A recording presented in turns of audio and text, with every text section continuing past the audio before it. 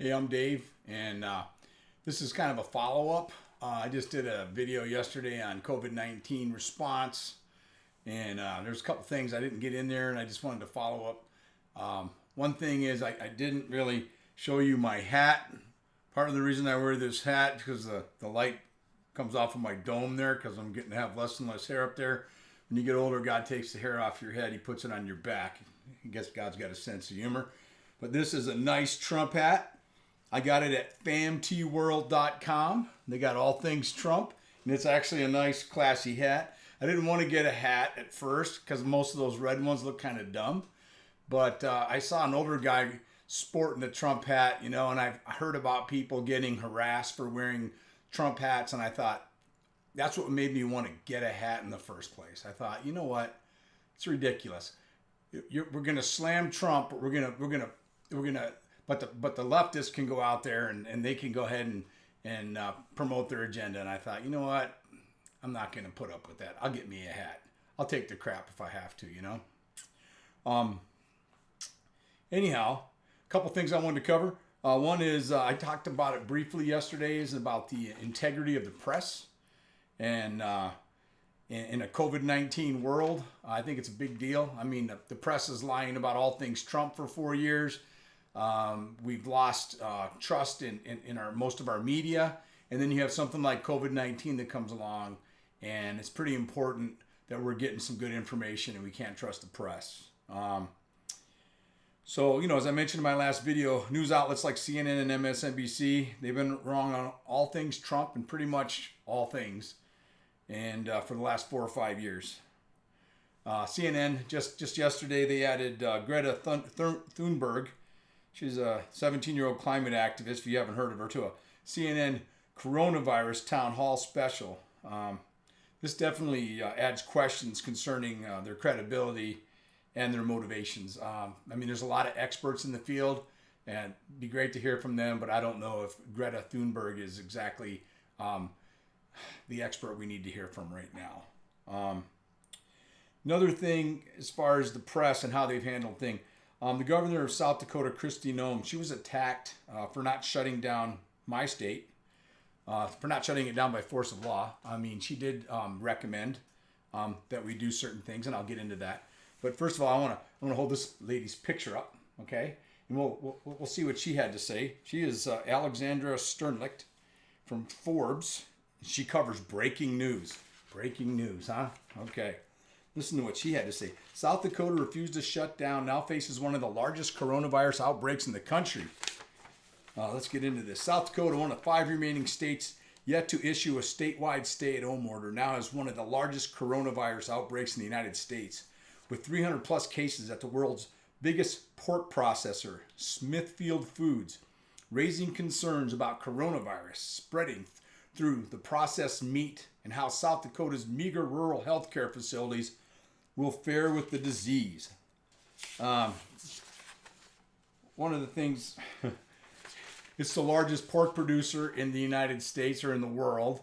It is an essential business so that people can get fed. Even if you don't like pork, some people do. And the other thing they don't mention, it's Smithfield Foods is based in Virginia, but it's wholly owned. It's a wholly owned subsidiary of a group out of China, WH Group out of China. So how many Chinese people might have been just visiting? I'm not trying to talk about racist or anything like that, but maybe they had Chinese people visiting. Might be one of the reasons why they had an outbreak there. Hard to tell. Don't know about that. But let me show you. This is our statewide. This is our trending. This is starting April 16th to April 29th. That's our trend line going down. This lady, that article I just told you about, was written on the 15th. And since then, our numbers have been going down. And I'm going to read you something else that someone else wrote. Having said that, all these people that slammed Kristi Noem for not shutting down the state, I haven't seen any apologies. But I did see this article. It says, as the nation grows increasingly tired of fear-mongering from the media, a few bright stars are shining in the darkness. Many governors are almost gleefully crushing their people's rights underfoot. but one governor has made a concerted effort not to do that. Governor Kristi Noem of South Dakota has a principled objection to violating the Constitution. She made national headlines in recent weeks for refusing to lock down her state. She outraged leftists when she said that her citizens should exercise personal responsibility in addressing the Chinese virus.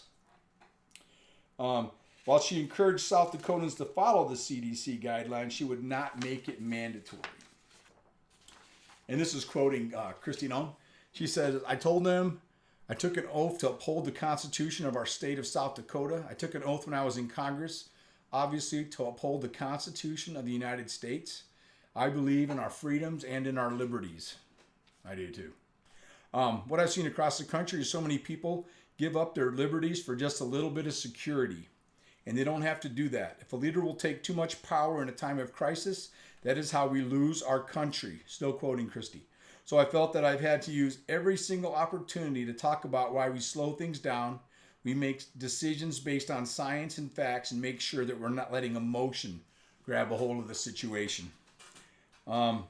She said, we've got one issue in a pork processing plant in Sioux Falls, but outside of that, 2/3 of our state has no cases, or one case in an entire county, so we're doing very well as a state. That's one of those things that didn't really get out there, but she says, South Dakotans are doing a fantastic job following my recommendations, and we've been able to keep our businesses open and allow people to take on some personal responsibility. The meat processing plant would have been an essential business, even if she had issued a stay-at-home order. So thank you for Kristi Noem for doing the right thing. Appreciate that. You know, the corruption of our news media it's come to a situation where the truth really matters. And there are very few trusted sources. And, mistrust in the media could lead to poor decisions and poor outcomes at this point.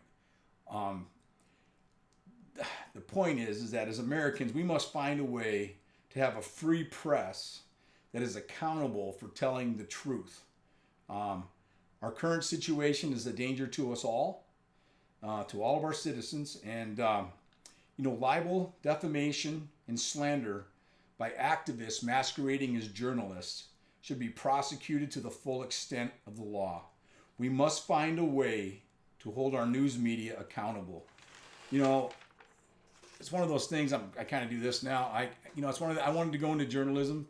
Life didn't turn out that way. But I would have been a journalist. I would have dug for the truth. I wouldn't have been trying to, and that's what I'm trying to do now is share truth. I'm not trying to get people to come to my side of the aisle by lying and scheming and making up lies. I mean, that you might disagree with me, but I'm sharing the truth as I see it. And, we have to hold our media accountable. And, best thing we could do is tune them out. And, if we get slandered or libeled, we need to sue them. And that's all I got for today. Thanks for listening.